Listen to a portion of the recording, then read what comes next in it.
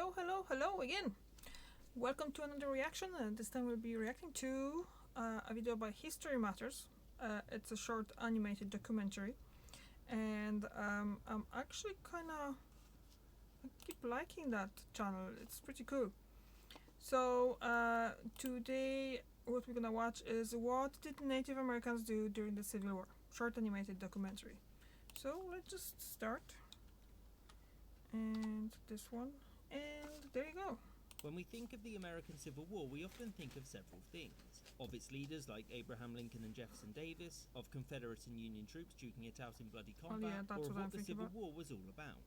What isn't often considered is the role that Native Americans played in the conflict and how the Civil War affected them. So, what did Native Americans actually do? Who did they side with, and what did they think of the American Civil War? It shouldn't surprise you that Native Americans weren't exactly keen on the white Americans who had progressively been taking more and more land from them over the previous centuries. The primary tribes that were affected by this were collectively known as the Five Civilized Tribes, who had previously been forced westward in the decades prior to the outbreak of the Civil War. These five tribes were the Cherokee, the Creek, the Seminole, the Chickasaw, and the Choctaw.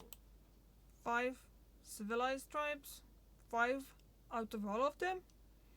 And all of them sided with the Confederacy, largely because they held the Washington government as responsible for their forced deportations, and also because many of them had economies dependent on slaves. Not in their entirety, of course. Many within these tribes had sympathies towards the Union with respect to abolitionism.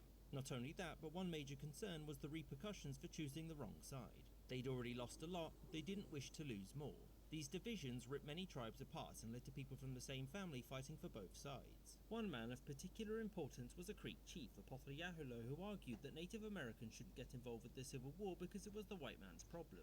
In response to this, the Confederate-aligned tribes attacked in late 1861, and Apothiahulo fled north into Kansas, where he would remain until his death in 1863. In early 1862, the Union launched an offensive into Indian lands, and despite the best efforts of the Confederate-aligned Native Americans there under the command of Stand Watie, the Confederacy was beaten back. Soon after this, the Union captured the chief of the Cherokee, and by the end of the next year, it was in control of all of Native American territory. Did this mean that the war was over for Native Americans? No. In fact, many were sent eastward to go and fight there, whilst those that remained waged a guerrilla war. The primary leader of the Native American raiders was again Stand Watie, and he spent over a year raiding Union supply trains. Watie was so good at his job that when the Confederates restructured the army, he was placed in command of all of its Native American units and promoted to the rank of Brigadier General. And despite the best efforts of Watie and the Native Americans in the West, the Union still won the war. And 2 months after General Lee's surrender, the Native American tribes capitulated as well. So after the war, what happened to the Native American tribes that sided with the Confederacy? Well, nothing good. All slaves owned by natives were to be freed and given full citizenship within the tribes. And whilst morally it was a good thing, economically it was absolutely devastating for these tribes. The tribes were also forced to sell much of their lands to the federal government at a reduced rate, the money raised from which was then promptly appropriated as war reparations. Of course, there were more than 5 tribes involved in the Civil War, but none of them came out of it well. Even those who weren't too involved, like the Comanches or the Cheyennes, were forced to sign similar documents which confiscated their lands and moved them to reservations. The federal government, soon headed by veterans of the Civil War who, for the most part, had a distaste for their former Native American enemies, ignored these treaties where it suited them. Tribes would lose yet more land, be placed on reservations, and would spend over a decade trying to fix the divisions which had plagued them during the Civil War.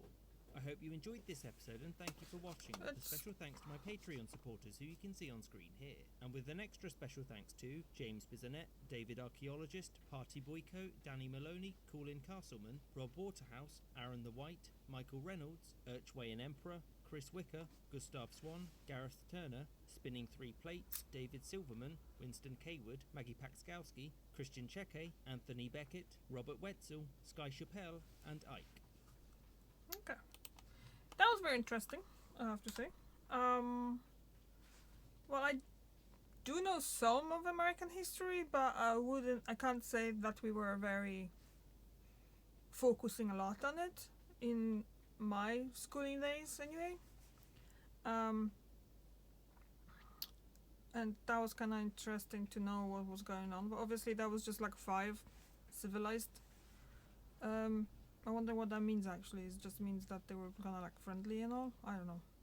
Never actually heard that description towards the Native Americans. So that was quite eye-opening, I think. What do you think? Because really, I don't know. Okay, thank you very much for watching. all the links and everything to the information about the video below in the description. And I'll see you tomorrow. Bye.